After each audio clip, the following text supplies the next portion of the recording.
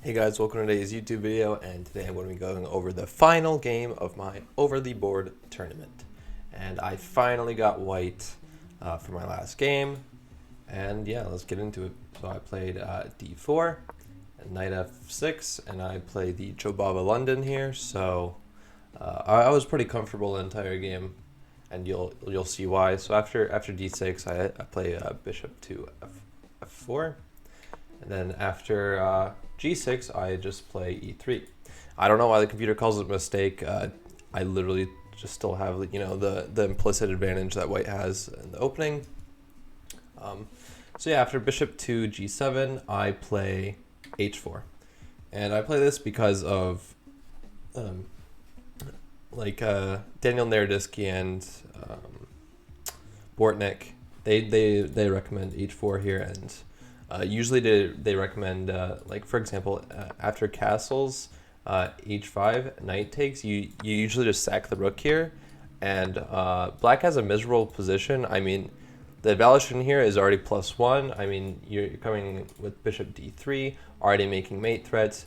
You can play bishop to h6, take away another defender of the king. You can bring in your knight to g5, again, just massacring the king. You long castle, bring your rook all the way to the h file, and you're just like making black's life miserable.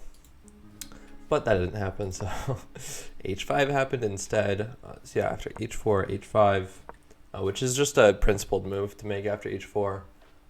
Yeah, after here, I played queen d2 to set up maybe this battery later on after I move the e-pawn, or the e-pawn gets traded. So yeah, I just play now to f3, and after c5, I long castle.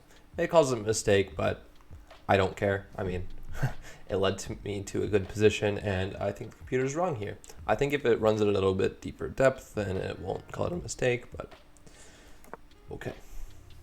Yeah, after long castles, I know it's going to be kind of a dynamic game because opposite side castling. Maybe there's going to be a pawn storm. In fact, there it comes. After a6, I can pretty easily tell that b5 is incoming.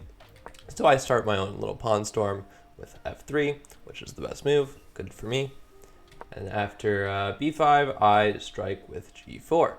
Now you notice this sacrifices a pawn. After takes, but my plan here was h5, and I was correct in this evaluation that this is crushing for me. The evaluation here is around +2, so kudos to me for evaluating this position correctly. But what I misevaluated was bishop b7, and this kind of just threatens to take now, so I'm kind of forced to take and allow this, and this is not good. You never want to allow the knight to blockade your h-pawn, because that kind of just shuts down every single attack. Also, this is hanging, and your dark squared bishop, it's not hanging, it's protected, but your dark squared bishop is under fire, and you have to put it on like a really awkward square here. So I did miss that. So after g4, b4, I play knight to e4. Good job me for playing the best move. And after knight takes, I just take back with the knight. I didn't see a reason to take back with a pawn, especially since after pawn takes, they just take. But again, I have h5, so I guess I, again, made a little small mistake, which makes sense. Yeah, h5 is just very thematic in the Jobava London after these Fianchetto positions.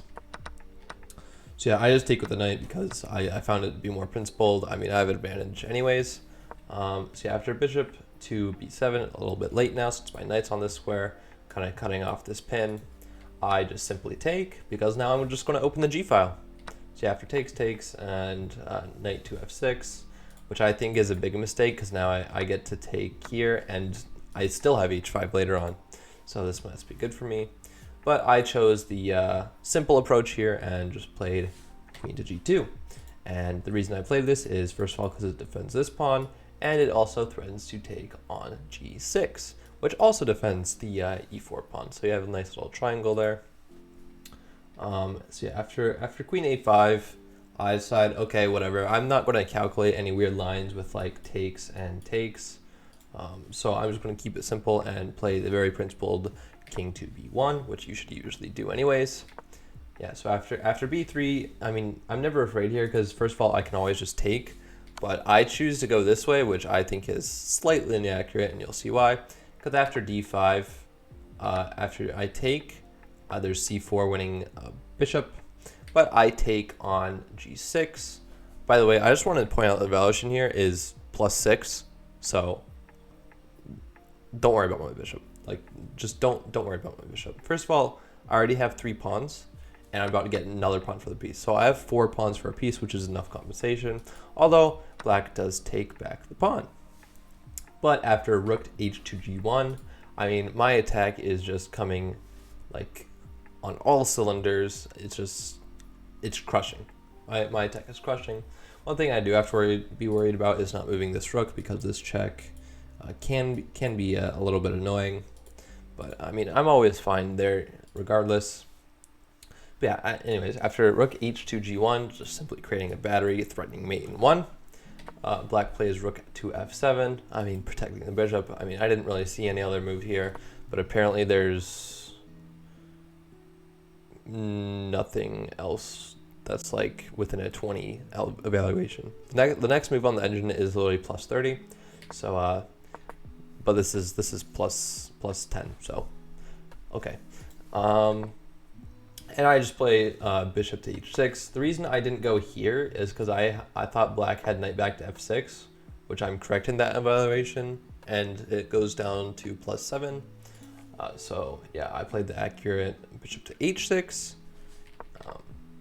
So yeah, bishop h6. That's why I didn't play bishop e5, even though it is more centralized on e5. So yeah, after knight to d2, I'm just like, it's probably going to be a checkmate, right? So I just take, which I get labeled a great move. Go me, woo! And after queen takes d2, you have bishop takes g7, and I could not find a way to defend against checkmate here. And the computer agrees with me. There's no way to defend. I thought like maybe rook to f1, but apparently it's still checkmate here. I mean, the top computer move is queen d1. That kind of tells you all you need to know. But the game continued on with queen to f2, which is labeled as a mistake, even though it's still mate. I don't know why it labels it a mistake when mate is still on the evaluation. And I went for the little fancy smancy checkmate here with bishop to f8.